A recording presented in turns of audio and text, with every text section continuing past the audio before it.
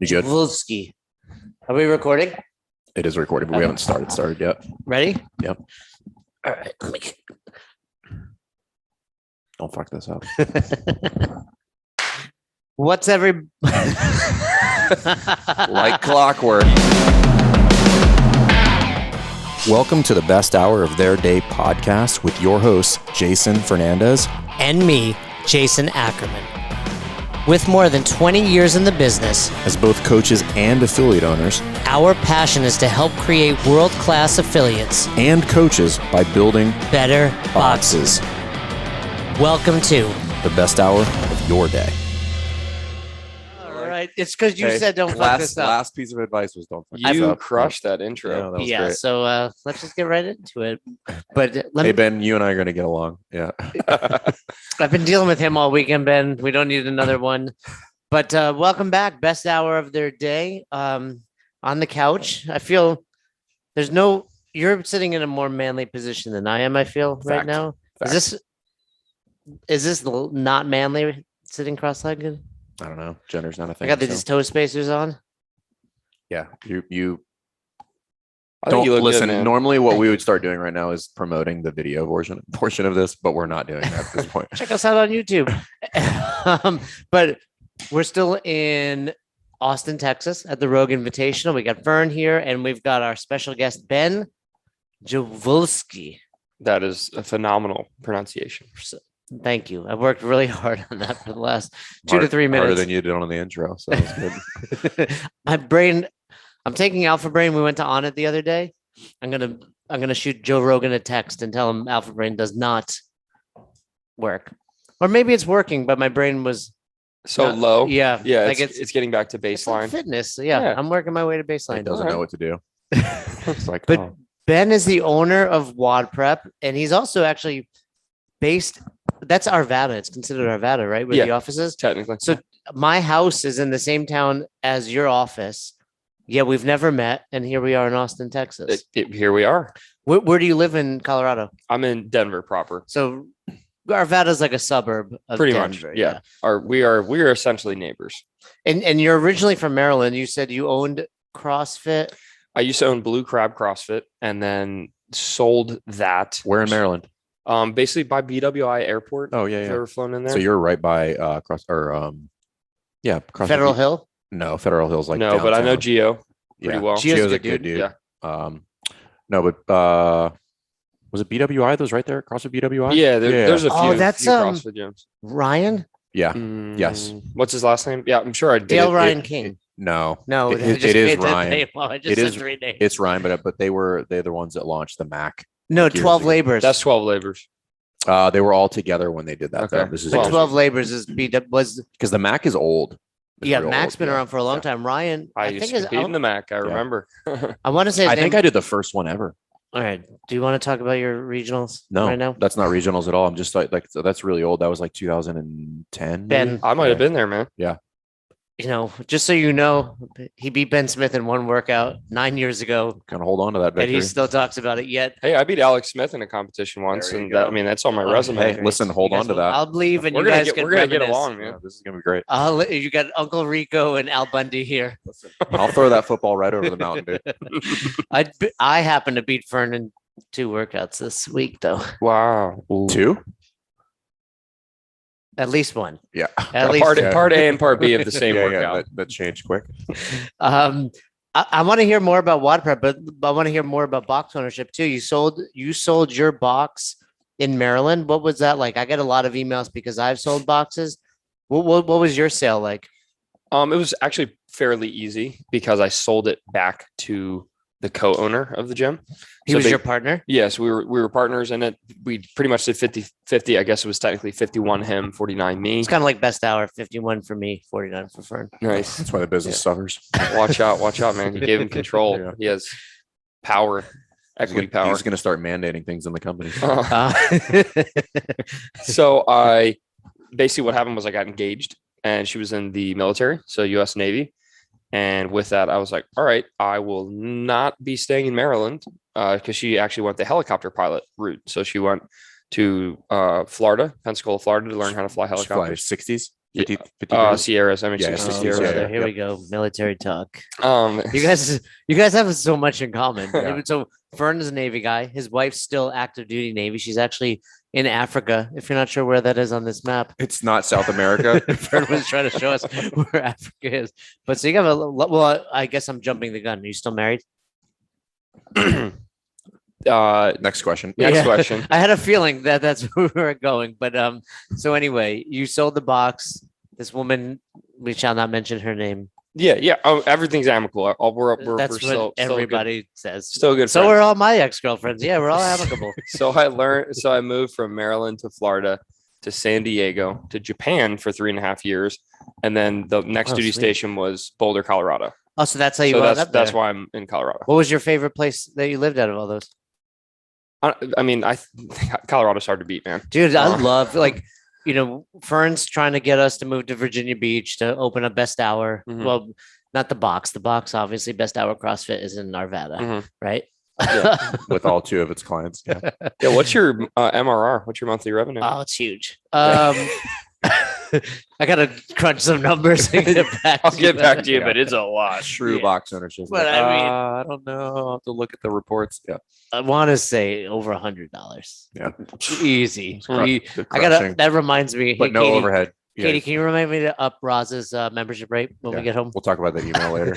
But and then we've been here in Austin, which everybody flooded to either one of two places, really, Boulder Yeah, and Austin. for sure. And now having been here again, I love Colorado. I mean, this weather's been great this weekend. I think people don't realize in Colorado, it's not. Oh, you don't want people to come there? It's very cold and windy. Yeah, it's terrible. You're right. Snows It's all the terrible. time. Like the sun is almost never out. Yeah, you can't breathe. It's at altitude. So you wound up there and then you just stayed there? Yeah, I mean, when I moved there, it'll be 3 years this upcoming April. So What was the duty station? It was like a ROTC unit. that's what I figured. Yep, It was so either she that or, teaches like, ROTC. recruiting or something. Yeah. And yeah, it's been pretty amazing. I mean, I've gotten into all the Colorado hobbies. Yeah. It's been cool What do you do? because What mountain biking? yes, Do you mountain bike? yes, We should go out together. hardcore, love it. Oh, I'm not hardcore. I fall a lot. Yeah, but- it's fine. But there's a great That's what loop. helmets are for. There's a great loop near me. If you take 93, there's that gas station that always has a hot dog stand. There's a loop there. Yeah. It's like a 15-mile loop. It takes like an hour and a half. It's a great loop though. If you want to. Sure. Is that where you secretly go eat hot dogs? You're like, hey, Roz, I'm going for a bike ride and just Post- hang out at post-ride. the hot dog stand for 2 hours. No, but there's always a sign that's like today only $1 hot dogs, but it's every day. And they always have like these. He falls for it every time. Yeah, He's every like- time he's he's like, like, listen, I want to support you guys and keep you guys. I know here. it's running out soon, guys. Here's a dollar. and they have like these hot rods, I want to call them, always in the area. Yeah, it's an interesting. Yeah, it's like interesting a spot. weird little gas station. Yeah, man. What else? Mountain biking. I just actually got into backcountry elk hunting. So I did archery Oh. elk this season. I really would love to do that with it. Did you get any? That's the whole story in itself. It's hard to get the an most elk, right? It's very frustrating hard. It's endeavor of all 10% time. success rate on tags, especially in archery season. So- But if you want when- to shoot elk, Colorado's the place to be. It's like I think it's the highest elk population in the states. I think that technically the biggest herd. Yeah. When you say 10% on tags, what does that mean? 10% success rate, meaning like you walk out with for an the elk. people who buy licenses and go hunting, Right. only 1 in 10 people are successful. But technically, you need that license. Oh yeah. Yeah, you have to. buy Otherwise, time. you're a poacher and you get thrown under the jail. A bunch of the guys at the box that I train at Ralston Creek CrossFit go elk hunting, and they've never. I'm always like, cool, bring me back some elk. And they're either not telling me they're getting it, but I think more It's likely they're not getting it. It's super difficult, but I will say this: it was the first time, not the first time, but it was like many other Colorado hobbies where I was just like, thank goodness I'm fit. right. You know, yeah. like Here it's like now I have applied fitness because of all this exercise I'm doing. I can actually hang in some other domain. It's like, oh, this is great. Like same thing with mountain biking, backcountry snowboarding, elk hunting. Those are kind of like the really big Colorado hobbies that I have. And they're very expensive and addicting. So what's the challenge from a fitness perspective? Elk hunting, I assume. Obviously, if you catch an elk or kill an Yeah, elk, you got to pack it and yeah. haul it out. So I mean, it was the most physically demanding thing I've And you I've didn't ever get done. one. No. So what was the man? Packing in, like, so where we hunted, it was about a 7-8 mile hike into the wilderness. And that was up a mountain. So you climb a mountain into the wilderness carrying my pack was probably 85 pounds. Can I hire someone to just carry the pack? You like a could. Sherpa? Llamas. People will bring llamas sometimes. Really? Yeah. I was my own llama and I threw the backpack on and it was very strenuous. So going in 7-8 miles, setting up camp. And then each day it's another, most days we were doing about 15 miles where we'd Wow. we not with 80 pounds, but probably with 30 pounds, because you just had a camp. And exactly. And then kind of do loops out of that. So I Do you feel have a like you guide? keep looking at Fern when you're talking about manly stuff, and then looking at me when it's more less more feminine. I want to confirm your feelings. Yeah. I'm going to start looking you in the eyes. So let me talk to me about archery. Let me tell you more about archery hunting. Yeah, this makes me feel a little weird, but maybe because I've not felt that masculine. But Still time. we got There's to still Fern. time. You should come. You're coming out in January. Let's do a little hunting with Ben. You would never survive in that scenario. Yeah, in January. I don't think the season is still going. I just meant from a standpoint of doing having to do something that's physically exerting. Immediately he's like, can I hire a Sherpa? Yeah. My fitness is not applicable. No, it's not. I can't apply it to anything. He doesn't other want to than leave his fitness. basement. When he said he does mountain biking, I was like, I don't think you do. I have a mountain bike. You have a mountain bike. Yeah, that's where I was going to go with that. But it's never left the garage. I blame the baby. I just can't leave for that long right now. Mm. No, I mean Ben and I were trying to get together, and I'm like, I can't leave my. We Stuck had in a my time we basement. were going to meet up, and then I realized I had agoraphobia, and I couldn't leave the house. So let's talk. I always joke that he'd never be able to do hunting. Hunting is hard. It is it's uncomfortable. so hard. It's frustrating, but then you add on when you get into bow hunting and you get into that kind of stuff. Now you're talking about massive hikes, to get in and out. You're going to cover.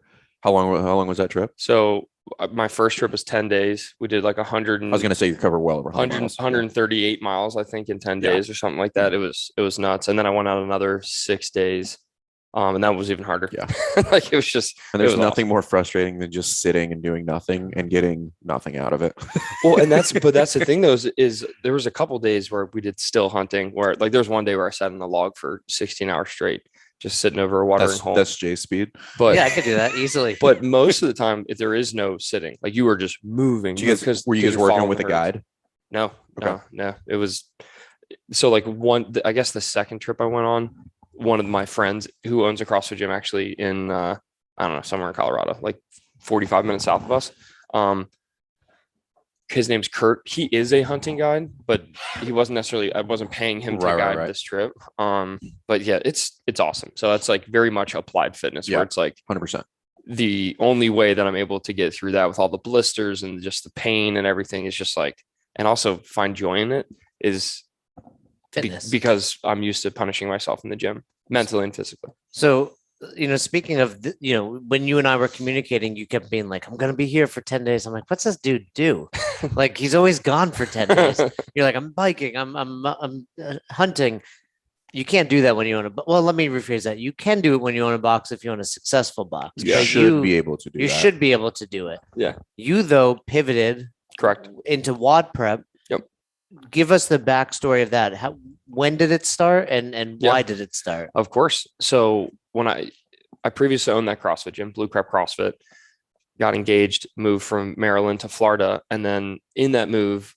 You were in Florida. Yeah, Pensacola. Right, because you had WodPrep then.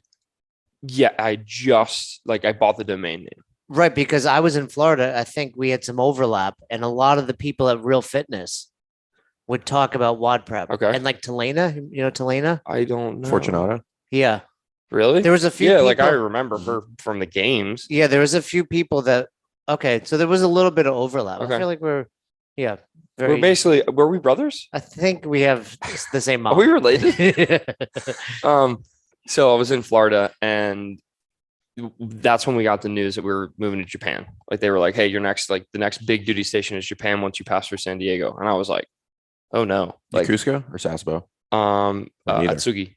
Okay. Yeah, it's the naval air station, yeah. 45 minutes outside of Tokyo. How long did you live in Japan? 3.5 years. Did you like it there? Loved it. That was my question to you. That Japan is like there's nobody that falls in the middle. No, there is no middle ground. That you either hate it or you love it. It was absolutely outstanding. And life is what you make of it, man. I mean, if you lived in Japan and didn't have fun, like you were looking at it from the wrong perspective, because it was absolutely. What year were you there? Incredible. Or what years were you there?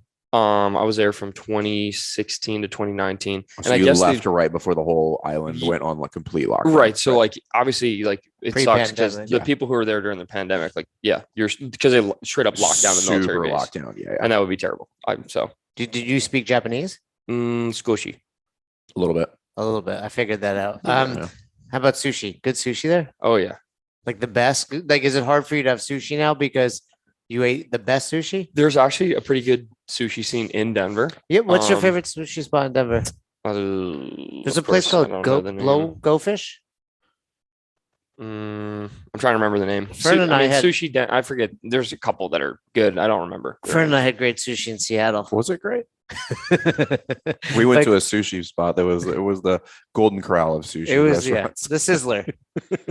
Dude, don't knock Western Sizzler. In college, I didn't say anything about Sizzler. I get some quality meals at Western Sizzler. Oh yeah, you would. I'd go on and be like, I am gonna make you lose money on me.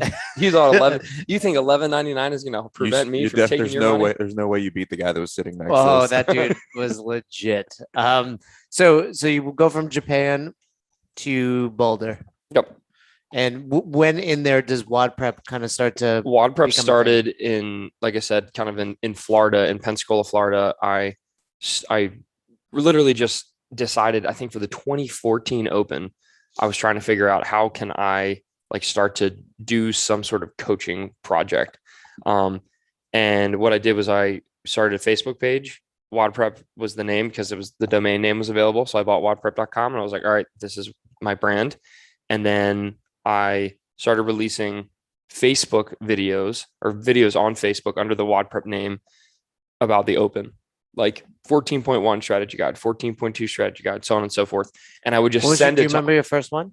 Say what? Do you remember your actual first video and what workout it was and what it was? 14.1. What was that workout? I don't remember the actual workout. That might have been the one we did at the box. Carhu the other day. No, I thought he said it was 15.2 or something. Oh, yeah. Okay. So anyway, no, that was the one they hosted. Yeah, but anyway, you the workout pops up by Castro.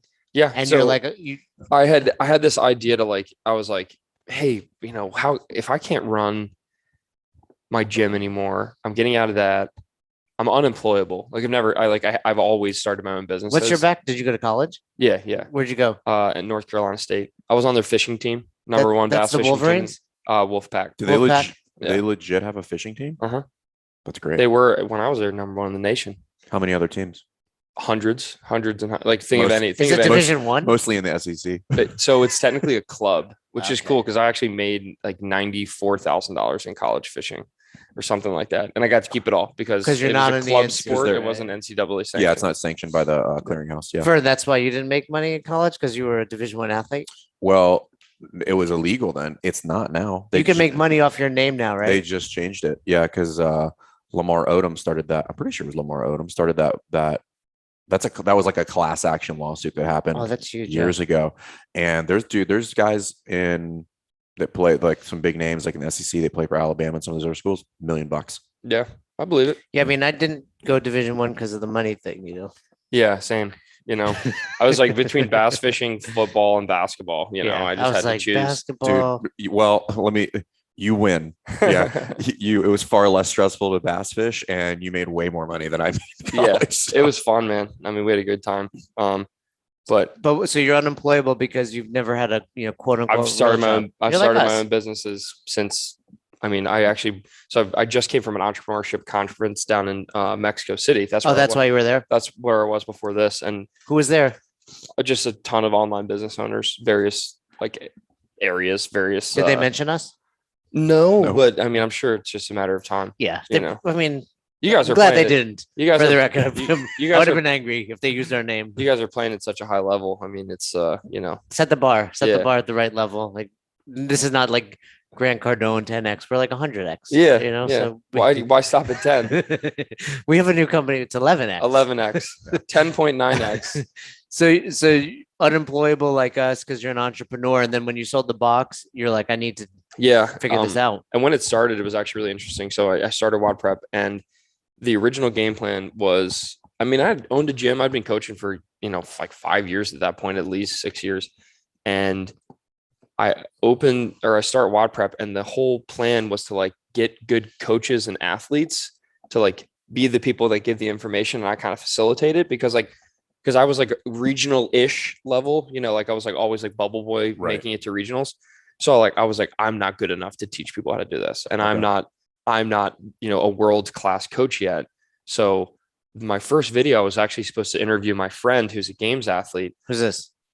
Well, he didn't make it, but it was Gary Helmick. So he's one of those guys. I'm gonna go to the games. No, I actually have heard that name. He was always on the bubble, dude. Yeah, I've heard that name. So him and his wife were the first like individual couple to qualify, which was pretty amazing. Based out of where? Out of Maryland. Okay. Yeah, out of Maryland. So 14-1 comes out, and I was like, Gary, like, like I'm starting this company. It's gonna be great. Like, can I interview you so I can get tips on how to approach this workout?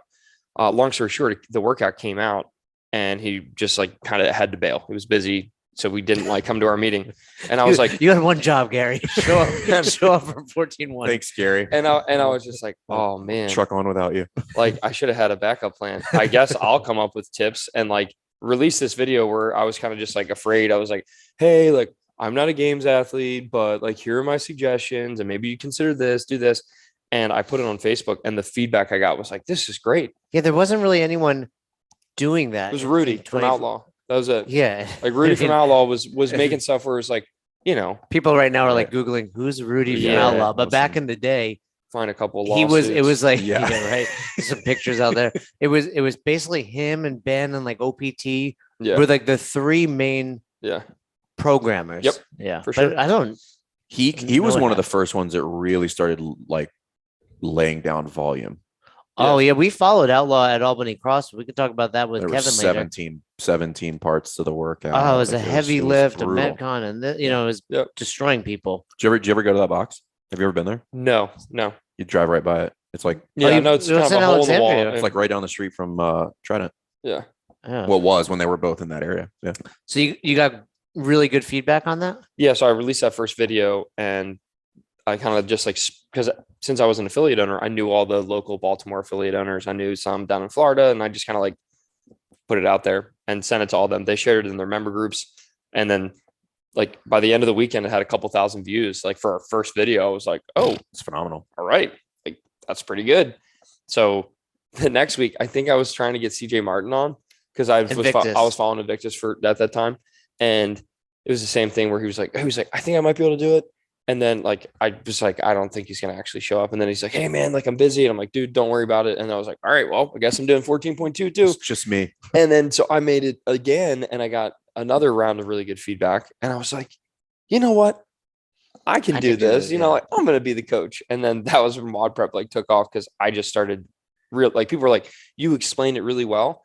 And you don't make it so like, I'm not saying like, hey, for the round of 22 chest to bar, just hit those unbroken and then, move on to the next set. It's what other plan would there be? Right.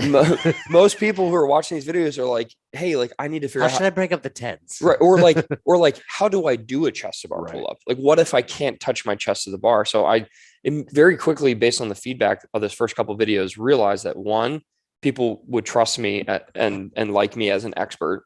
And two, when I explained things like really simply and didn't make it like elitist, like I didn't make it like only for high level RX regional bound athletes. I made it for like, hey, 98% of the people watching the video, if you can't do this movement, try this. Like, here's a tip to help you get better at this. And I just started dropping those little nuggets that I've been using over years and years of coaching. And people are like, I love it. And then that's where I kind of like started carving this path out of like, oh, I'm going to help people like learn how to do RX workouts, not take RX people and take them to regionals. Like I want to help the masses at that point. Like that's where I think a lot of people kind of make a mistake is that they try to talk to 1%. I'm like, just talk to everybody. Like it's really hard to split 1%. It's pretty easy to split 99. And when I was learning about business too, because I was doing a lot of business book reading at that time, mainly it was for the affiliate to grow it. And then when I realized, selling that, it was kind of just like personal development, business development stuff. And I just realized I'm like, dude, the market is bigger. over here in the scaled to So RX much division. bigger. It's everybody. It is the market. Yeah, it The is. market is not the games athletes. I They all mean- have coaches. They're all doing their own thing. For reference, Fern and I showed up to a box yesterday and hopped into the competitor class. Yeah. And it's like, we're not that good. Yeah. And that means if we're not that good and we're still like at that level, everybody else Right. is, you know, We didn't get blown out. You know, like I mean, I won.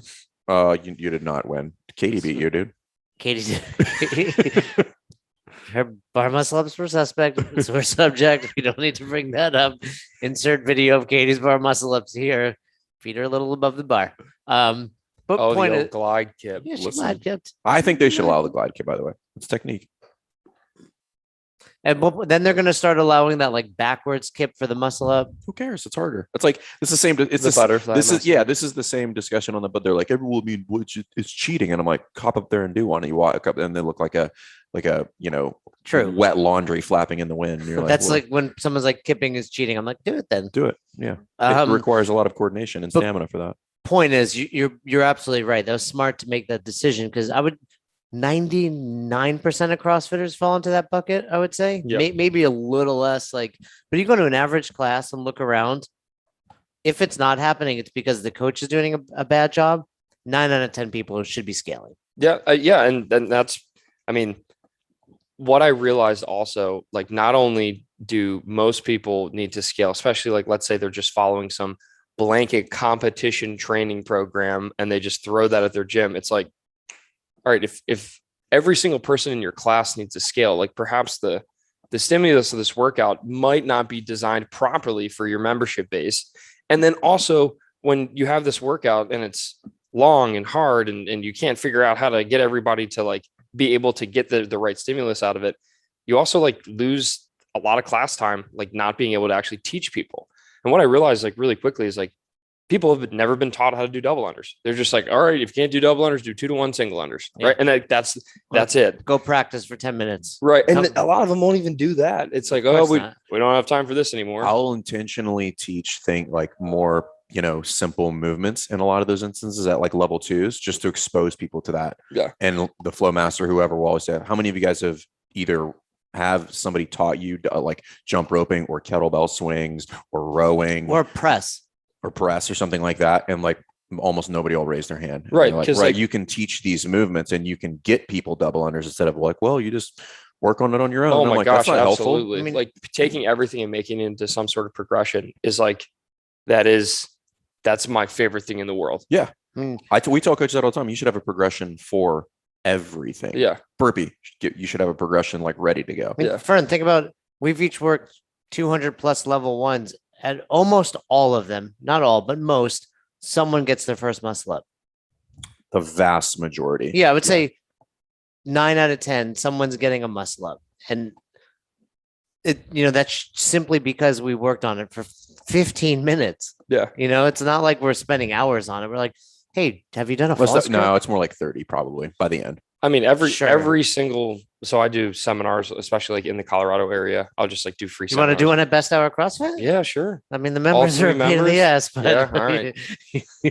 And I if love you it. can get through to my one member, she's a tough one. She's a tough cookie, She's very, bit stubborn. very stubborn. Doesn't have sex with me as much as she should. But You're not supposed to have sex with your members. that's Do you guys not talk That's about the that was my problem. first Yeah, mistake. Yeah. Mistake number one. Not the first time either. It's amazing how just like a couple accurately placed cues, like just teaching someone the false grip without saying like, oh yeah, you get a false grip. It's like, that is not coaching. You have to like explain like karate chop, the bottom of the ring. If the ring is sitting in the crease right here, then we grab, and like walking them through it. And they're just like, oh, and then boom, muscle ups. I'm interested to hear this. You sound like a pretty good coach. You can talk pretty well. I mean, you're amongst two professionals, so you don't sound quite that great. But no, you sound great. Why wasn't your journey to make it on seminar staff? So when I did my level 2, like 10 years ago, It's expired. yeah, as you like said. it's super expired. Where'd you do it? I did it in Japan. Hendel's gym in Charlotte. Charlotte. Okay. Yeah.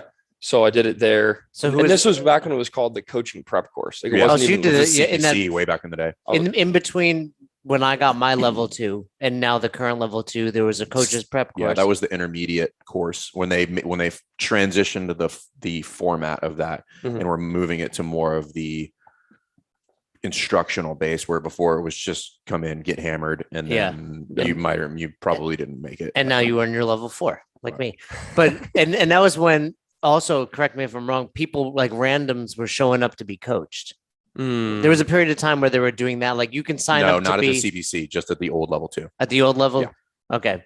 Because when I taught the level 2, like we were teaching the other participants, and I think they were like, these guys are fixing themselves too quickly and move pretty well. So then they started allowing, you can volunteer to be a mover there. Right. And then you'd actually get coached by, that's cool. And I so love then you that. took the coach's prep. So Andy at Andy Hendel's box Correct. in which Carolina? Charlotte. North Carolina. North Yeah, Carolina. North Carolina. And Fern actually just did a fundraiser for Andy. He had a heart attack. No way. Still alive. And Yeah, kicking. I mean, I'm pretty sure he's still in intensive care. I need to text Spencer, but Oh yeah, my he was doing a fundraiser. He was doing I think he was doing Bike a ride. century ride Yeah. for Navy SEAL Foundation, and he had a massive heart attack. Jeez. Yeah. And man. tell him what the workout was. So Cassidy made the workout, and Fern's then head coach. and then CrossFit picked it up, but it was Oh, did CrossFit pick up Cassidy's workout? I think so. That's cool. That's what I heard. It was a 5K row, 500 double unders, 5K ski, 5K bike, 5-mile run. It was a 5-mile run. Yeah, not. I 5K. thought it was a 5K when you. I did posted that. too, and I was not super stoked about it when I showed up. On Wait, Sunday what was the morning. 5? It was quintuple bypass, I Uh, assume, something like that. No, it's just like quintuple 5 is what he called it. Yeah. Jeez, So anyway, man. you take your coach's prep course, and what were you going to say about that? Yeah, I mean, first of all, I hope Andy's all right. I mean, I hung out with Spencer for a little while there when back in the glory days of Mhm. competing. That's crazy, man. So what was the question? I asked you why you never made the decision to go to seminar Yes. stuff. So I believe it was, I think it was Nicole. Carol? Yes, maybe. She was one of the. I bet you it was Nicole Gordon. Yes, back then. Nicole Yeah. Gordon. So Sure. She's in CrossFit Colorado Hampton now. Roads. Funny enough. oh, really? Yeah. So she at that seminar, because I was trained under Christmas Abbott Okay. for I went to CrossFit Invoke Invoke, in yeah. Raleigh, and she did a really good job of developing our the coaching staff there. Mhm. She's the one that saw me and was like, hey, I think you could be a good coach. You move well, and you can talk to people. Let me kind of take you under my wing, teach you how to be a coach. So she taught me a lot of the level 2 stuff before I even went to the level 2. I go there, do all right, and then Nicole was like, you should be seminar staff. Come, Cool. and she we emailed back and Nicole's forth. like that. She's some people on in general in life, I could say, are very scarcity. Mhm. Where Nicole's like, that person's great. Yeah, the very abundance. abundance. Yeah. So she reached out, we talked about it, and I was very keen to do that. But when I realized that we're moving to Japan, basically it was a couple things fell into place. I took a crack at a couple WodPrep videos Mhm. and always had this hey, I could potentially go down the route of being seminar staff, because I'm friends with Megan Burns as well. Do you guys know? Yeah, Meg's Yeah. awesome. I was in the Northeast for a bit, Yeah. for a long time. And Meg was at Reebok but I know Meg Yeah. is close with Christmas. Yeah. So we were really, Well, she worked at Invoke for a long time. yeah, she was Yeah. a coach with me down Christmas there. was on the podcast 2 or 3 years ago now. Nice. Yeah. So long story short, I had a couple connections in that realm and asked her about it, and it sounded like a good idea. But essentially, WodPrep just kind of got legs and started That's moving. cool. It's And for me, I like I said, it's man, I'm unemployable. I love building my own stuff. So it was kind of if WodPrep failed, I definitely would have that would have been the kind of no brainer where I would have gone right. and tried to be on the Southeast Asia team, Yeah, I'm sure that because I There's was a living need in there. Japan. But yeah, anyway, so that's why. But it's So- always been something I would be interested in. So what products / services do you offer? So if somebody's listening, so okay, I get it. Yeah, this sure. He did some WodPrep videos. yeah, but because it's virtual. You don't have to come to Arvada. Correct. You could do a drop in at Best Hour Cross for $25. You don't get a free T-shirt. We don't even have t-shirts, to be quite honest. Dang, dude. No shirts allowed. You got to remind me. I have t-shirts for both of you guys. Thank Oh, you. And sweet. I have one for the camera woman as well. This is, Katie. that just Young happens to Katie. be an extra because you had no idea Katie was going to be here. Surprise. Oh, you're a men's large, right, Katie? So let me back up a little bit more. So like the real reason I started WodPrep and like got really fired up about it is because I realized that like we all want people to fall in love with fitness, right? That's like my mantra is I want people to fall in love with fitness. The only thing that made me fall in love with fitness and actually look forward to bettering myself in the gym mentally, physically was CrossFit because of the constantly varied nature, the competitive side of things. Like I loved it. It finally made me fall in love with fitness when I used to like do bodybuilding for a couple weeks and then bail for a month. You're doing that for the wrong reasons, like me. You're doing it because I want to look good. I want to impress some girls. Right. Where CrossFit was for me. yeah, it's, you know? it's the best hour of your day. Yes. Would you agree with that statement? I would say that. Yeah. Some people disagree. Yeah. It was the best hour, and best, I think, is maybe with a grain of salt. Mentally, are you like, this is fun in the middle of it? No. But like, is it the best hour of your day for you? Yes. You know, That's why we like Ben. He gets it. so This is why we like Ben. So what I realized is that when I was starting WodPrep, I was like trying to come up with my mission. Like, what am I doing this for? And I realized that the thing as a coach, because I, again, owned my gym for a couple years and coached a bunch of classes of Invoke and Titan and a bunch of other gyms. The thing that made people go, oh, like, I can do this and like fall in love with CrossFit was when I could get them their first pull up, New skill. their first double. Like when I have a 52-year-old that learns something new, it's just like their eyes open up and their whole world has changed. They're like, oh my God, I haven't learned something new in a really long time. It's the best feeling ever. And I can it's bringing me tingles just talking Do you about have a specific memory? Because I'm sure we all do of like a specific person got their first muscle up or handstand push up or Yes. double- So there was this guy, Andrew, at my gym that like registered for the at open. Blue Crab. Yeah. He registered for the open. He was kind of like not a super confident guy. But he like bought our Living Social way back in the day. And like, which is basically like Groupon, like a knockoff for Groupon. Oh, yeah, living social. I remember that. He came and joined. Anyway, long story short, he'd been in our gym for like a year and like he had developed confidence. He like started dating someone. And it was awesome. And then we had the open and it was the snatch double under workout, like the light snatch. Ooh, That was the very first open workout. it was 10 rounds, right? Of No, 15 The and snatch 30. double under was AMRAP, 30 dubs, 10 10 snatches. snatches. Yeah. Yeah. And that was I'm that pretty was sure it when 15. they lost their mind because they're like, we can't do double unders. And you told us to sign up for the open. And then they had the glitch in the Oh, there was all kinds of glitches. Yeah, I think it was 10 minutes of 15 and 30. Yeah, I think you're right.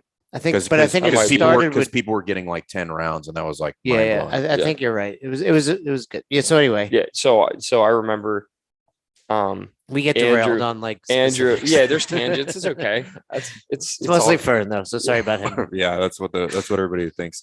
So Andrew's about to go and he's like, I can't do this. I'm not going to do this. And I like work with him for a little bit. And I told him, a couple of progressions that I use for double unders. And then I remember we kind of do 3, 2, 1, go. Like everybody's going and people are watching him and he hits his first double under and he just was like, holy shit, I did it, and then can we cuss on here? Oops. No, fuck no, you Not can't cuss on Fern gets a lot of negative feedback about his You potty mouth there. you. Yeah. Well, So he hits it and he just kind of like, you can just see his confidence grow. And then he just keeps getting better and better and better in the workout. And then was able to keep the rope spinning and then hit multiple and broke it. And it's just like everything started lining up.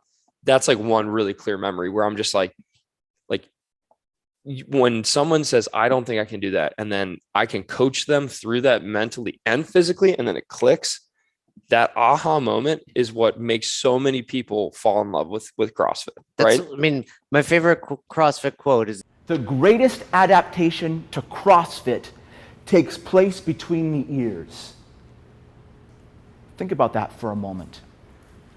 The greatest adaptation to CrossFit takes place right here in our mind. and yeah, Greg I like that Amundsen repeats it a lot. It's a Coach Glassman quote, but that's the thing, right? Like especially double unders. I'm always like, can you jump up and down? We do this at level ones. Can you jump up and down? Can you flick your wrists? Yeah. You can do double unders. Yeah. Like, and then I'm sure that confidence in that workout not only gave him confidence in other movements, but confidence in life. Yeah. Yeah. I mean, you kind of saw it like a shift in him.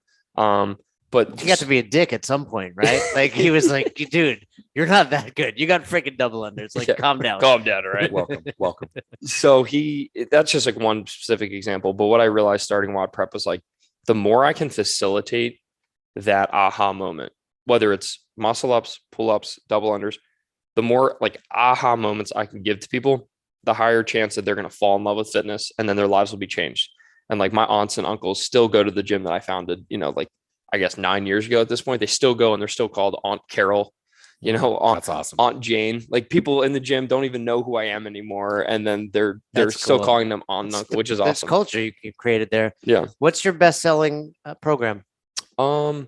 Probably, well, now it's our all access pass because basically we created like 30 different movement programs and then we just kind of bundle them all up. So the all access pass is the bestseller now. And But so, like we have one for double unders Unleashed is a very good course. but they get that in the all access. They would, yeah. And now are the programs primarily video or PDF based? It's video, all video based. And it's you? Yeah, it's me basically teaching them, walking them through the progressions that I learned over the years, coaching a bunch of people.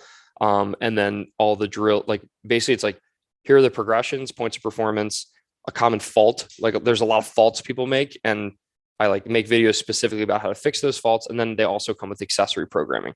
Like, so 3 times per week, about 15 to 20 minutes per day. We give you like a little bit of accessory work. Cause like with ring muscle up, it's like, if you have the prereq strength and mobility, it's like, all I need to do is teach you a few like skills, the turnover, how to keep the rings in the right position, the false grip. We work a bunch of different variants of that drill. And then by the end of 8 weeks, they normally have a muscle up. Because they're not only gaining technique, but also strength for those Yeah. techniques as well. Mhm. And even for something like the double under, there's accessory programming. Oh yeah, absolutely. So like I know someone will probably debunk this, but I could do it. I'm do it. pretty sure you guys know the penguin clap drill. Yeah, we use it. I'm pretty sure I invented that I think I did. It's a great drill. because I was coaching at CrossFit Invoke. Most people call it the Ackerman Where- penguin tap drill. Because you're as So tall I'm as a pretty penguin. sure So I created yeah. it. because that's what you look like. You just look like a penguin hopping around. They're like that. Oh, that drill. No, not for that reason. My next seminar, I'm gonna be like, all right, everyone, we're gonna practice the Ackerman. Ackerman. Yeah, if you just say the Ackerman, they'll know exactly what you're So does that mean we just walk out when the workout starts and just avoid all the work? Oh, that's so good. But I've like literally like one of my first classes at CrossFit Invoke, like, I mean, we're talking over 10 years ago at this point. I had double unders and Christmas was like, hey, yeah, I'm not going to tell you anything. Like, good luck teaching it. And everyone kept tripping with the rope. And I was like, everybody put your ropes down. Put your damn ropes down. I just jump up and down. Like, Mhm. just everyone stop. And then I just was like, let's flick our wrists. And then I like clapped the side of my hips. And I was like, oh, let's just do this where you jump and you just tap the side of your hips. And That's what I was think- going to ask you to explain that for anybody that hasn't seen or done that. Just drill. Google Yeah. Ackerman penguin tap drill and you'll find it. If you search like double under penguin clap on YouTube, I know we have a video Yeah. about it. It's but- funny how a lot of the things in your life, though, in a very cool way, were just kind of like almost like accidental. But I think it's like, what's the quote about when luck meets Hard work. Opportunity. Yeah. opportunity or hard work? Like, Yeah. you also have a lot of what I feel like I think that's barrier. entrepreneurship in general. Yeah, but For sure. box owners have that mental barrier and fear. Hmm. And I think like part of it is at a young age for all of us, we were maybe not as much for Fern, because he was in the military, but Yeah. for us, it sounds like out of college, it was like, I'm not getting a job. Yeah. And then when you just kind of, that becomes your norm, you're like, well, what do I do now? I do Mhm. this. And for a lot of people that want to open a box, they are in the real world and it's like very scary. Yeah. But for me It's and you, terrifying. I mean, let's just call it what it is. If But- you had a real job prior to that, and all of a sudden it's like you only eat what you kill, Mm. there's a lot of stress there. But you know, there's 'cause that- that was a stressor that I had when I left. I wanted nothing more. you're than going to be a leave. dentist. I wanted nothing more than to leave the military. Like, I mean, I was waiting. Like from the day I joined, I was like, I cannot wait until I get out. 10 years, 11 Like, years cannot- later. 12, It's like whatever it was. every military person I've ever met. Ever, right? And then I had like 2. I don't think I had like actual panic attacks, but I had like probably as close of it as a panic attack that I would have. I was The day I went on terminal leave, I was flying to do a level 1 seminar in Charlotte. But you were already on staff. Yeah. Because So you even had some sort of backup. I plan. had 2 jobs already lined up. Technically 3. I had the gym. I was on seminar staff, and I was the executive director for 31 Heroes. And so I had 3 forms of employment when I left, and I still freaked out. And then the second one was the actual day I left the military. Like I was like, nobody cares where I'm at. So yeah, I mean, like leaving the military. And you had a sugar mama. Yeah, my wife is still in. So like leaving it's a big deal, and going into your own business can feel very much the same, which is like you're pretty much on an island, like you're there, and if things explode, that's it. But for like Ben and myself, we never had that job. Right. So it's Yeah, different. I thrive in chaos. Yeah, like and- I'm ready for that environment. and- but I do yeah. too, but the point was it was still You guys keep talking. I've got- even though I wanted to do it, and even though it very much fits my personality, it was not the norm. So I Yeah. struggled immensely with it for Well, yeah, that probably a couple transition months, man. mentally Yeah. is probably quite alarming. It was a lot, and it was weird because I really didn't enjoy being in the military. Like I didn't fit, square peg round hole. Yeah. I didn't really enjoy my job. I enjoyed certain aspects of my job. But then as soon as that like carpet is pulled out from underneath you, you're like, oh, you're like, oh no. I don't get paid every 2 weeks, Yeah. whether I go to work or not. I'm like, I'm not sure what I'm going to do. No, but that's cool. So how many programs do you sell? I think technically we have, like, if you break them out individually, I think we have like 30 different courses at Okay. this point. Kind of spanning everything. Like Right. we have some mobility stuff. We have basically a lot of the, like, imagine a scaled to RX journey. We have a lot of those. Right. So like your first unbroken double unders, bar muscle ups, ring muscle ups, handstand push-ups, handstand walks. And there's a whole bunch, toes to bar. Yeah. There's a whole bunch more rope climbs. We have the same style of course where it's like, Right. we teach you the progressions. We teach you like the common faults, Right. the way that we know how to teach, and then have some accessory programming to go with it. And then we also have like an online affiliate, or I can't call it an online affiliate, but like I tried to affiliate, and they're like, you can't just have an online gym. Right. I have like an online thing called WodPrep Masters, which is a online Facebook group / daily programming for masters athletes. And we especially cater to scaled masters athletes. So 35 years or older, anyone who's trying to like get better at this thing called CrossFit and pick up new skills. We have a basically like an online community for that. So what's the core components with regard to programming? Because I would actually,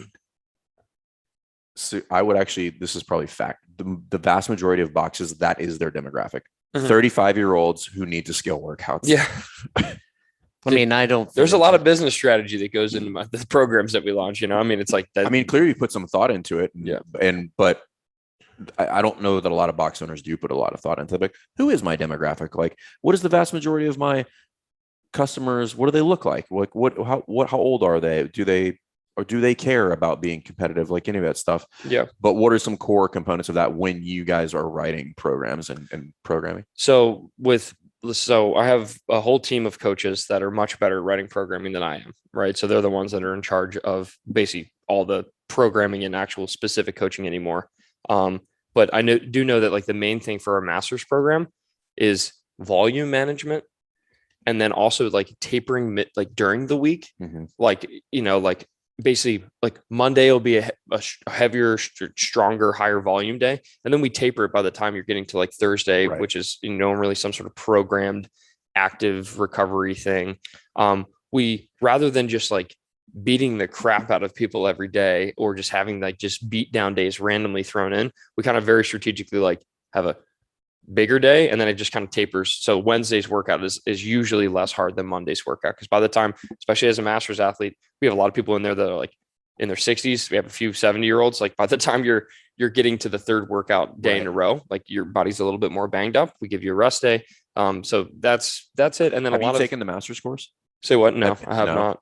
They teach a lot of that, but I mean, essentially what you're talking about is like very intentionally identifying and modulating intensity. Yes. for sure. Masters, in my opinion, are the worst because, and I've seen it at numerous boxes, and I see it in the Masters. What are you laughing at, Ben? It's just masters are the worst. Well, I'm a man. I mean, I'm 43, but I think if you're a master's athlete, listen to this. You're terrible. well, I'm in the Masters group, and I see some of the questions, and I'm like, you fuckers need rest. Like, Dude. When I say that the worst, here's what I think. And I see it in one other population, which I'll tread lightly on because I don't want to get canceled again. But it's people that get fitter later and they're like, well, this much is good. More is better. And the other place I see it are people that lost significant amounts of weight because it becomes like, well, I need to do more. I need to eat less. And it's like, or now modulate, like Fern said, and kind of let's find a balance that you can sustain. And because I see masters, even at our box, they're like, I woke up this morning and went for a 3-mile run. I'm like, I see your whoop. Like you slept 3 hours. Like you would have been better off sleeping than doing more. And by the way, what is running doing for you? Right. There's a lot of wear and tear. You need this skill work. Like you don't have pull-ups. Like don't worry about losing weight. Like get pull-ups. Get to like the next level for you is not losing weight or even fitness. It's skill work. Yeah. And if you get skill work, your fitness will go up. And we have so many people in our masters group that like came from other like competitive level, masters programming. And they're just like, I don't feel beat up anymore. Like I finally, how does that feel? Yeah. It's like, I finally feel normal. I finally can do workouts where I feel like I'm putting in the effort that I know I'm capable of. And it's like, yes, this is like the whole concept of people just like, they want to get beat to pieces. Like, especially you're right. In the masters community, it's like, give me pain or don't give me anything at all. I'm going to break. And that's why there's so many of these like little injuries and, things like that. Cause these people are following these programs that are just like, they're just written for insane volume. And literally all we do, and we have a huge one-on-one coaching division as well. We just turn it down. Yeah. Let the body heal and then specifically adapt the changes that we want. And then, wow, magic. They're qualifying. We had, I think 8 or 10 athletes at the games last year in the Masters division. Following WodPrep programming fully. So Yeah. you also have a leg that's complete programming? Yeah. So this Masters group specifically is daily programming. So like there's a lot of garage gym people who follow it. And then there are entire gyms that follow it. And there are people who go to the gym and like let's say they go to like more of like a Globo gym that has a CrossFit center in it. They'll follow the program. Well, and that's like Fern said, a good demographic. Who can afford this type of thing? Typically people with jobs, right? Yeah. Who tend to be a little over 30. All these boxes that are like, we want the pipe hitters. And I'm like, oh, the ones that can't afford your membership or the ones that are going to move when they're done with college or like, why not get this solid demographic that have a tie to this area? Yeah.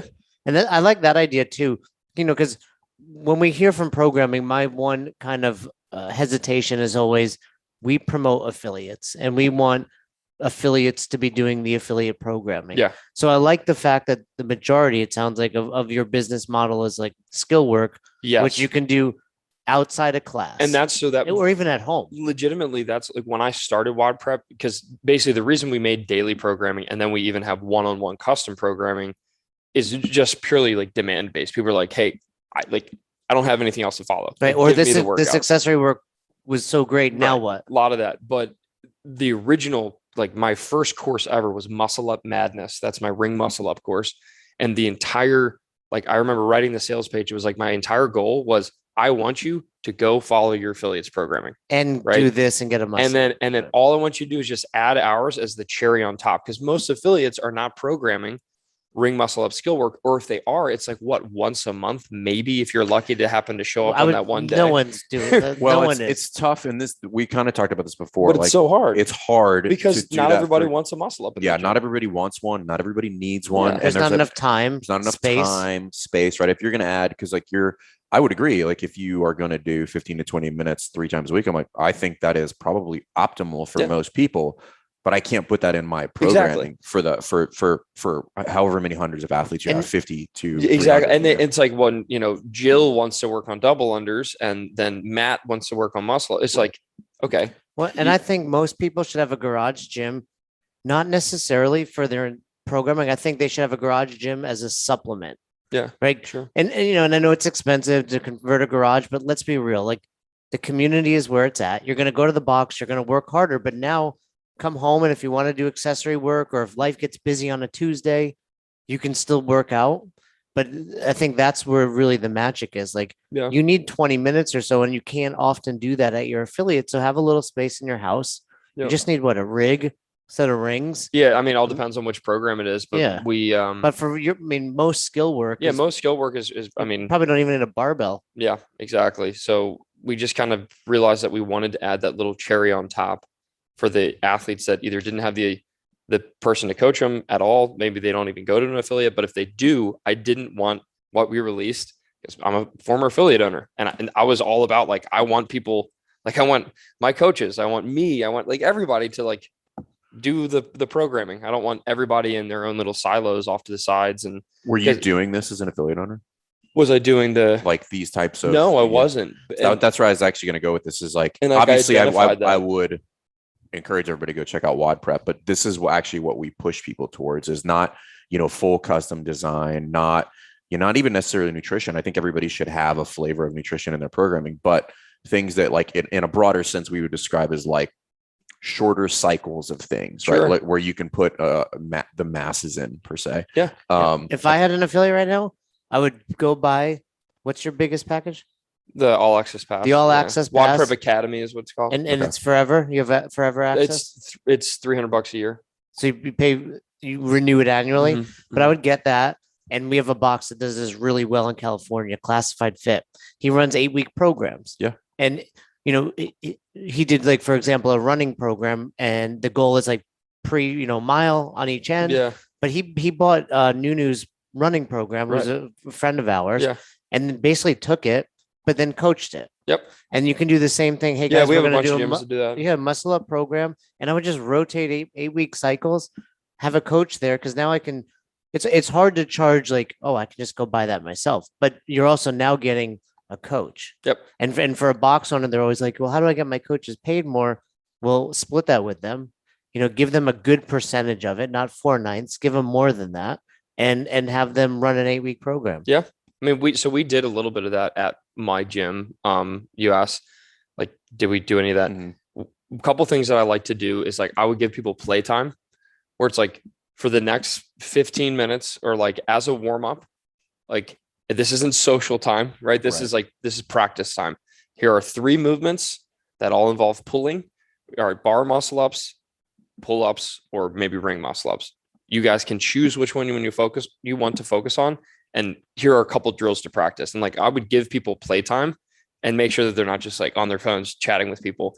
And that's a good space to like, you're giving people a chance to move and focus on like what that next domino is that they want to knock over. Well, I'm thinking about it from a coaching standpoint, and some people are like, whatever. And I like, that's your time to go deep with people. That's where you get like, a little hands-on with somebody who's got a skill, but is trying to string them together on bar muscle ups. It's just like, hey, push away from the bar a little bit more when you reset for the next rep. But then I've got somebody who's on the cusp, and I could go spend 10 minutes with 3 or 4 people, and now I can not have to worry about the other. And I'm still paying attention. I'll glance over and check with them. But this is your opportunity to really go deep and provide, an immense amount of value. But these are one of those things where if you can get somebody a muscle up in who's on the cusp like that, like you have provided tremendous value to them, like tremendous value with regard to like changing of their movement. Giving people something that they didn't have before is arguably invaluable. Yeah. And that's our business model, man. Like I try to make the world's best YouTube videos. Like that's my goal. I want to make my YouTube videos the best coaching videos that you can find anywhere. And then I know like the thousands and thousands of people that have reached out to me and been like, I learned bar muscle ups watching your video, or I learned ring muscle ups. Just a lady yesterday was like, I hit my first double unders, ring muscle up, bar muscle up, butterfly pull. Like she just went through this whole list of, and I learned all of them only on your YouTube channel. It's like, now she has that. There's certainly a factor of, I know, I trust you. Mm-hmm. And then at some point, if we have an offer that she wants to engage with, whether that's one-on-one coaching or the master's program or whatever, it's like, I try to build up this goodwill. And if people only use my free stuff forever, that's totally fine too. Because you provide value. It's the same thing we did when we started the podcast. Yeah. And then it's adding to the collective whole. Like I want more people to I'm going to give you what most people would say, you should charge for everything on day one. I'm like, well, first you have to determine it's valuable. And if you want to determine it's valuable, you should probably give it away. And if people consume it, okay, it's definitely worth something. That's the CrossFit model. Right. It's free. CrossFit is free. People forget that. Like .com, even during this change, still remains free. How many level 4 CrossFit coaches do you have doing these videos? A lot? How many level 4 CrossFit coaches do I have in the videos? Yeah, or- just doing the videos, coaching, like on staff. You got a lot of them? Like 10, 20? I have 0 level- maybe? Because level there aren't many as fours- me. Level 4s, I don't know. I have a team of If only there was a level 4 coach nearby, maybe the same town. I don't know. That seems like a small That's- chance. That yeah, seems- very unlikely that would seems happen. like make believe. So I had a question about, because you obviously do a ton on YouTube, and this is one of people's like biggest fears, biggest challenges, hurdles, which I think every affiliate owner should be in the educational content game. What are some of the things that you've learned with regard to producing content and distributing content that would be low-hanging fruit for somebody who's very, very timid or hesitant to kind of like start doing that? Because this is how we bridge the gap from somebody's like, CrossFit's dangerous, I'm not going in there. And what I forget what book this is, but it's if Is the somebody best hour of their day. no, definitely was. There was no valuable information in there. There was if somebody let's Straight firewood. yeah, right. It's a good doorstop. It's not going to start much of a fire. It's small. It's a double space. If somebody believes there's an imaginary river, right? I'm not going to convince them otherwise. I have to build them an imaginary bridge to get to the other side. Ooh, I like Right. that. Not my idea, but the point is, I have this conversation with our coaching staff when we talk about sales. Mhm. So we're not going to try to convince people that CrossFit is not intimidating or any of these things. I'm just going to express to them how we manage all of that going through. And this is how you start to communicate with the outside world so that they understand, oh, these guys have their stuff together. They're not just going to throw me in a class. They understand like how to get me from A to B and understand what it is that I'm looking for and what I need based on where I start. So, and it sounds like that's very much what you do. Yeah.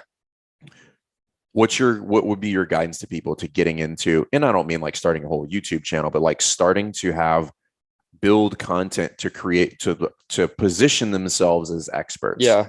So I would say a couple things. Number one, Get a games athlete to be your demo. and then have them bail. Yeah, and have them turn you down. The main key is getting started, simply because the thing that caused me to keep the ball rolling was like I just kind of released, like if I didn't have that deadline of like, oh, the 14.1 workout was released today, people want information now. If I didn't have the deadline, I might have never started. Right. So So creating a deadline is, I mean, I know it sounds silly, but like a It lot of helps. people never create that deadline. Like I'll do it.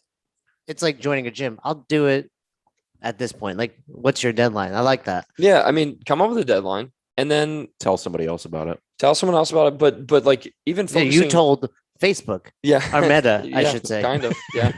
But I Meta. mean, you did because now everybody's like, that was good. When's 14? Like, oh, Exactly. it's next I Friday. set the expectation, Yeah. and then I had five videos in 5 And weeks. I was thousands like, of people watching. Like, oh, these yeah, thousands of people want to see the next one. yeah. And then the other thing is like I think some people are like, well, what am I going to talk about?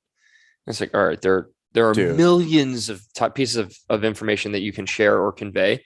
But I would say from a coaching perspective, and I know you guys know this as well, it's like don't coach everything. So if you have let's say you have a topic that you want to do, break it down into 1 to 3 things that you're going to talk about. Start the video. This is called the bento box coaching method, where it's like Japan. yeah. Bento yeah. box. You start and you say, today I'm going to teach you 3 things about XYZ. And that's your intro, basically, in so many words. And that's like thing number 1, teach on it. Thing number 2, teach on it. Thing number 3, teach on it. And then say, I hope you like this video. Let's recap. I taught you this, this, and this. Boom, you're done. Right? It's like just organize your information so it's not just like here's an idea and then you just. How long are your videos? Anywhere like especially the more modern ones, anywhere from 10 to 20 minutes. Okay. Pretty long. Pretty long. But I'm thinking about this and this is what I've learned, which is create more concise content on the front end until you get to the point where you can do longer form stuff. That skill set transitions onto the floor, So coaching your athletes. Well, Absolutely. as you're talking about this, like when I teach at a box, especially let's call it a clean. you can sit here and recap. All right, we're going to go over the first pull, the second pull, or we're going to be like, hey guys, today I want to talk about cycling your reps, holding that hook grip, Right. and catching it at your thigh and coming right back up on a hang power clean. And no one does that. And then all of a sudden you get like eyes opening. It's working for the beginners. It's also giving the advanced people like a nugget and something to think about during the workout. You're just not, like you're saying, for not recording it, but you're using it on the floor. Yeah. But it's synergistic. If you're using it on the floor, you can make a video of it. If you make a video, you can probably implement it on the floor. Here's the thing that I think video provides tremendous value for, which is making your coaching clear and concise. Because if I'm trying to get, let's just say you were going to do a 60-minute video on, or not 60 minutes, 60 second. I want this to go on Instagram, not IGTV. I want to get it in 60 seconds. Practice that. You're like, hey, I need you to teach that, and I need you to teach it in 60 seconds. All of a sudden, all of the extra goes out the window. You're like, hey guys, we're going to go over the catch position in the clean. Here's how I'm going to do that. We're going to pause in the catch. We're going to hold. We're going to talk about a couple of things there. What should that look like and what should it feel like? Because we're trying to avoid this muted hip receiving position in the clean. And all of a sudden you take something that you would have babbled about or stated in unclearly in some way, shape, or form. And it probably doesn't go well the first time, but by the second or third, like, trial at that, you're like, oh, okay, I've got it down. I've practiced this. I know what I'm going to say. And I know how I'm going to say it. And all of a sudden you walk out on the floor the next day. And because I was trying to produce content that's educational in nature, I'm not shockingly a better teacher at this point. Yep. I mean, the more you like, the best way to learn something is to teach it. And the best way to get better at teaching is to teach it. Right. Like you keep teaching and then all of a sudden you're what used to be this, like you said, like 10-minute monologue on the first pull of a snatch turns into something that's super sweet and simple, and you can explain it to the most competitive athlete in the room all the way down to someone who just graduated foundations. So I think that's awesome. So just start is the first one. And then what else would you say is just like, is something with regard to people freak out when they get on camera or you turn a microphone on or something like that? Yeah, I would say, I mean, it's all about, I mean, you're going to suck at first. Okay? Terrible. And the best way to get better is to do more of it and figure out like, what is the purpose? Like I wouldn't say, I mean, for anyone creating content, go in with a specific avatar in mind. Like who are you helping? Like picture that person in your head and then talk to them. And that's the camera. Don't try to pre-script everything. It's just going to make you sound like a robot. And don't try to talk about everything. Like the worst business idea is a business that helps everyone with everything. Or the worst podcast idea is a podcast that helps everyone with everything. It's like, when people are consuming information, they want it to be for them and they want to eliminate all the fluff. So find your avatar. Who are you teaching to? Is it your affiliate? Is it a specific person in your affiliate? And then work backwards from there. That's what we did. Yeah. We decided early on, like, this is for CrossFit affiliate owners only and CrossFit coaches. Yep. Nobody else.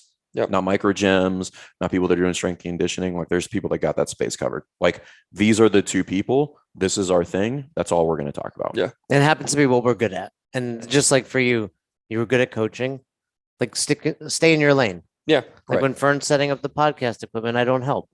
Yeah. Because it's not my lane. I'm not good at it. You're about as productive as my 3-year-old. Yeah. But you're good at drinking coffee. So I'm great at drinking coffee. And that's what I do most days. Yeah. So I love those little tips. And I think a lot of box owners are just like, oh, I'm afraid. It's like, just start is really a valuable, as simple as it is. It's great. And the good news is when you first start making videos, guess what? Not many people are going to watch them. They're not going to watch them. Everybody. So, what if I mess it up? I'm like, nobody's watching. They don't care. Yeah. I appreciate you think that they're going to have thousands of people watching this video, but they're not going to be the case. You mentioned earlier you were big into books. I mean, I know it's a little cliche, very but big. Give us a couple. Oof. Other than, I mean, best hour, number one. What's number two? What kind of books? Like, what are you looking for here? So we'll business go books so we'll go two things. We'll go business, leadership, coaching. Okay. Business book. So coaching, man, I should have come prepared. I have so many in my mind now. Stop recording. This has been terrible. So, all right, business. One of my favorite business books is Profit First. Great book. We had John Briggs was just he wrote Profit First for Micro Gyms, but he did a little presentation for our grad program. Yes, Profit First is fantastic. I've been running WodPrep through Profit First since inception, and it's helped us stay profitable for a very long time, and also continue to grow, and also helps me not spend money Right. on really dumb things, which actually could be argued against as well. But so Profit First for sure, business wise. The second one was mindset, leadership wise. I think one of my favorite books would be, oh my goodness, The Coaching Habit. I've Is seen that like Dan Sullivan? Who's that? No, I've seen it somewhere. I'm totally blanking on the author. Okay. It's really, really good. But it's called The Coaching Habit. It's called The Coaching Habit. And it's an internal, it's like a managerial. It's not like for coaching athletes per se. Right. But it's basically a managerial technique where like you essentially are taught how to empower your employees to know the answer rather an than affiliate owner who has coaches. Right. Hey, Yeah. Katie, I'm It'd be going to empower you to read The Coaching Habit and then explain it to me. It's a pretty short book too. So The Coaching Habit's really good because Does it have pictures? Because then Jay can read it. It helps you pull out. It helps you like just realize how capable your people are. Right. And how to train them. And then what was the last one? Mindset. No, it was business leadership, and then the third one was coaching, like actual coaching, like into the if there is anything that you've read that's like either programming or movement based or anything like that. Honestly, there really hasn't been. Okay. Because for me, this is where I had a lot of imposter syndrome back in the day. But like for me, it's like, oh, what background do you have? Are you a gymnastics coach? Are you like what certifications do you have? I'm like, trial by fire. As a fisherman. I've coached, at this point, I don't know, maybe thousands of classes, maybe. I don't even know. I've never tried to add it up, but like I've coached a lot of classes with a lot of different people, big classes to really small classes, young people to really old people. And it's just like, I know the cues that have worked for me to help get the results that I wanted in them. Experience. You right. can't It was trump just experience. experience. So. Except for the level 4 credential trumps everything. Which you have to have no experience, because it's not a thing. You just paid a fee. Yeah. Pretty much. Self-addressed stamped envelope. So yeah, I mean, I'd say that was a couple other like really amazing books that come to mind, especially from like a business owner perspective, is Who Not How. That one's Dan Sullivan. I literally just read that not too long ago. Yeah. Maybe like 2 months ago. Fantastic. I've been recommending that to a lot of people. Yeah, that's a relatively new book. Yeah, it's good. Great book. And that's why like I have a pretty big team now at WodPrep, because I love hiring awesome people to do what they're really good at, and I step out of the way. Yeah. So you have a team now, and you went kind of against the grain, and during the pandemic opened a brick and mortar. That was only to film video. So is that basically my little playground? Is that area in Arvada mostly like your studio? Yeah, it's just my office, and it's a video studio as well. It's like a mini CrossFit gym where my videographer comes, sets all the lights, and then we can shoot videos whenever we want, 24/7. Very cool. Rather than having to wait for a gym to give me space at the 1 hour period, and there might be someone in there for open gym, and then it's loud. And so I just was like, you know what? I'm just going to buy my own place. That's awesome. So that was sweet. Well, any other questions, Fern? No, this has been great. I think there's a lot of good takeaways in this. If you're an affiliate owner, check it out. And I think if you're just a CrossFit. Yeah. Well, I'm selfishly, I'm thinking as an affiliate owner, but all of those, right? If you're an at-home worker outer. If you identified when I said you're a dumb master, that athlete. Yeah, check that out. Check it out. And you happen to still be listening. Yeah. Where else can they find? Where they can they find you? Instagram handles? Yeah, Facebook? so it's WodPrep everywhere. So so WodPrep on Instagram. I still respond to the DMs. You can email me, ben@wodprep.com, or wodprep.com is a good place to go. And then we have a ton of YouTube as well, which is shockingly WodPrep. And then Facebook. So we have the whole gamut of stuff. Excuse me. We have a whole gamut of stuff, all the way from like, you can buy these individual courses. You can buy the All Access Pass. We have the monthly, basically like I call it like an online affiliate. Basically, it was like we tried to fill the void that was left in the community when COVID happened. And that's been really good, really, really tight community there on WodPrep Masters. And then we do have one-on-one coaching, which one-on-one coaching is either for, we've sent people to the games, all the way to we help people get their first pull up without pain kind of thing. So that's great. That's WodPrep. But like the whole mission here is like, if you are a coach or an athlete that's trying to help people like fall in love with fitness by acquiring these skills. Like that's what we do. That's what we help people with. Yeah. From a coaching standpoint, I think because I still do this to this day, which is like, I'll just buy random programs and just go through them myself, learn things, like steal little tiny pieces from them, whether it's accessory work or how to teach something. Like double under is a perfect example. Yeah. Just like at some point you're not stacking like big, massive amounts of information. You're stealing like little tiny pieces to add them to your tool belt that help in that one instance. Yeah. When Sally's struggling, I'm like, I know exactly what to do here. And that thing really only kind of applies at this exact moment. Yep. And by the time you get home, you should have that lawsuit from me for the Ackerman penguin tag. Cease and desist letter. The Ackerman clap. Yeah. The APT, I call it. But it's been really great having you on. I look forward to hanging out in Arvada, Let's hopping do it on a again. mountain bike, shooting some elk, Yeah. doing manly stuff All out at the same front. time? Yeah. Well, you're a little faster on a bike. I get that elk.